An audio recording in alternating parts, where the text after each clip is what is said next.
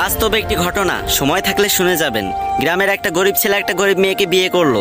বিয়ের পরে ছেলেটি মেয়েটিকে জিজ্ঞাসা করলো, আচ্ছা তোমার জীবনে কি কোনো স্বপ্ন আছে?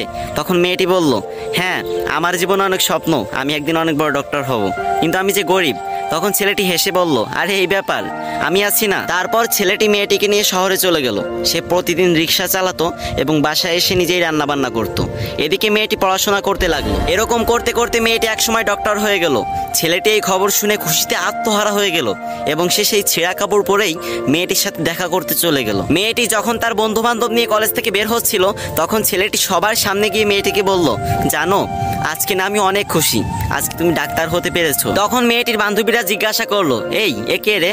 তখন মেয়েটি বলল, আরে আমি চিনি না, হয়তো কোনো ভিক্ষুক টিক্ষুক হবে। তখন ছেলেটি মন থেকে অনেক কষ্ট পেল। ছেলেটির চোখে পানি চলে আসলো এবং সে বলল, তুমি ঠিকই বলেছো। তুমি জানো আমি তোমার পরীক্ষার টাকা জোগাড় করতে গিয়ে ভিক্ষা পর্যন্ত করেছি। আজ তুমি আমাকে চিনতে পারতেছো না? আমি তোমার স্বামী। এই কথা বলার সাথে সাথে মেয়েটি ছেলেটিকে একটা থাপ্পড় মেরে দিল এবং বলল, তোর সাহস তো কম না, তুই তখন থেকে যা ইচ্ছা তাই বলে যাচ্ছিস, আর আমি একটা ডাক্তার, তোর মতো ফকির আমার স্বামী হতে যাবে কেন? ছি। এরপর মেয়েটির একটি চাকরি হলো, আস্তে আস্তে টাকা পয়সা বাড়ি গাড়ি সবকিছুই হলো, কিন্তু ছেলেটা গরিবই রয়ে গেল। কি বুঝলেন? ওই যে গ্রাম বাংলা একটা কথা আছে না, ভালা মানুষের দাম নাই, উপকারীরা বাঘে খায়।